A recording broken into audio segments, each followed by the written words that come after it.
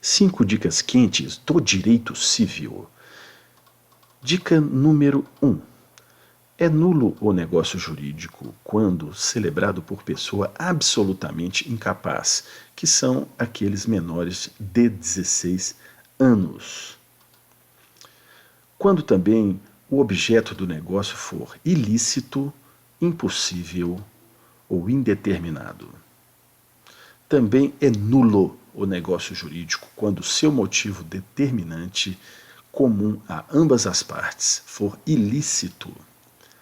Também, se não revestir a forma prescrita em lei, bem como se tiver por objeto ou objetivo fraudar lei imperativa, ou seja, no nosso ordenamento jurídico, qualquer tipo de fraude é penalizada com a nulidade, ou quando a lei proibir-lhe a prática. Também nulo o negócio jurídico quando simulado, mas subsistirá o que se dissimulou, se válido for na substância e na forma. Sendo que o rol das nulidades do negócio jurídico é taxativo. Dica 2. Haverá simulação nos negócios jurídicos quando simulação.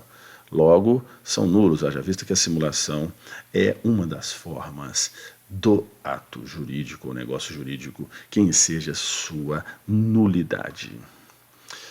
Haverá simulação quando os atos aparentarem conferir ou transmitir direitos a pessoas diversas daquelas às quais realmente se conferem ou transmitem, ou então contiverem declaração, confissão, condição ou cláusula não verdadeira, também caracterizando o viés de fraude, quando os instrumentos particulares forem antedatados ou pós-datados.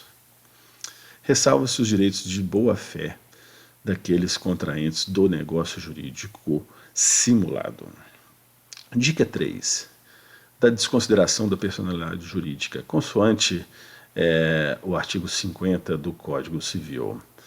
Pode ocorrer nas varas especiais cíveis a desconsideração da personalidade jurídica, ou seja, é a única forma permitida pelo legislador em sede de juizados especiais cíveis ou juizados de pequenas causas que pode ocorrer.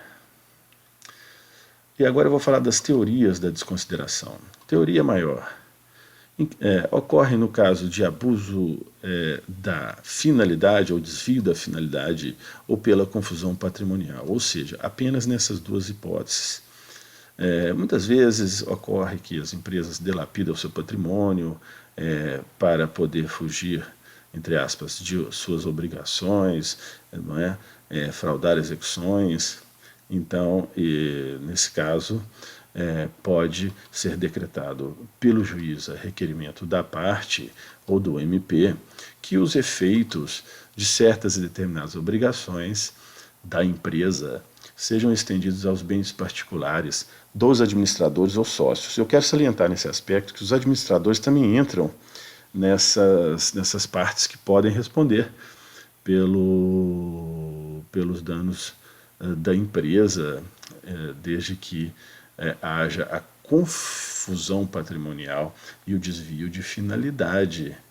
Então, não apenas os donos da empresa, também administradores. Já na teoria menor, basta que haja um inadimplemento, ou seja, é uma questão objetiva. Ocorreu um inadimplemento da empresa e o juiz pode determinar a desconsideração da mesma forma, mas sem um motivo taxativo, sem ao menos analisar os reais motivos que levaram a sociedade a deixar a se obrigar perante terceiros. Sendo que também é aplicada a teoria menor nos casos de insolvência ou falência da pessoa jurídica. Então, é uma bomba explodindo para fazer analogia a uma empresa falida, não é? Para não esquecer.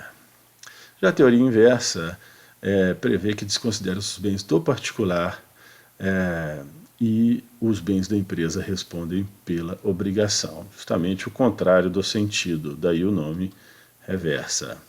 Dica 4. denunciação da lide, que é uma forma de intervenção de terceiros, que está aí no bojo do Código de Processo Civil, que é justamente a forma de intervenção de terceiros, na qual os terceiros são chamados ao processo na qualidade de líquidos consorte da parte que o chamou. Para o quê? Para que já seja inserido no polo passivo aquele que o acusado entende que é o responsável em poder adimplir com aquela pretensão do autor. Então, trata-se, portanto, de uma ação de regresso antecipada para a eventualidade da sucumbência do denunciante. Dica 5.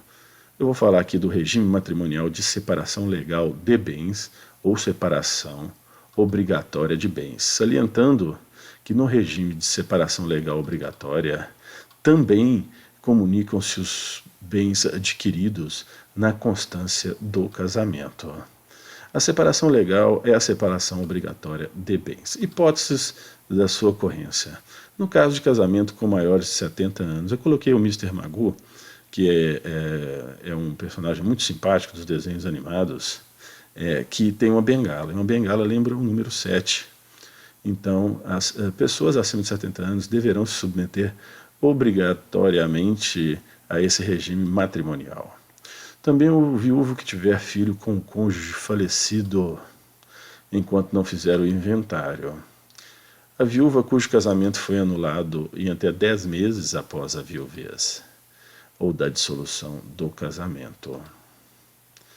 O tutor curador e seus descendentes, com pessoa tutelada ou curatelada, incluindo os descendentes, os ascendentes, os irmãos, os cunhados e sobrinhos. Da sucessão provisória.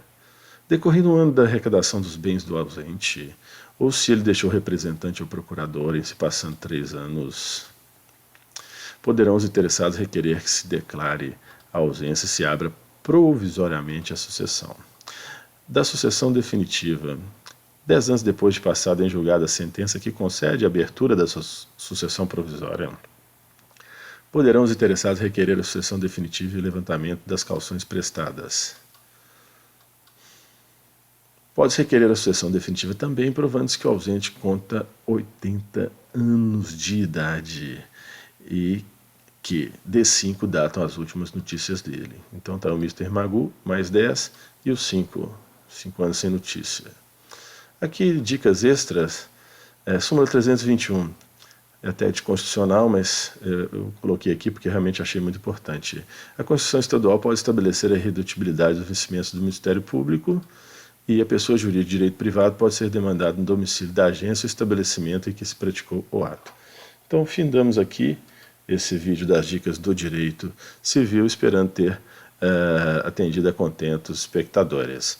Então, um grande abraço, ótimos estudos e sucesso sempre!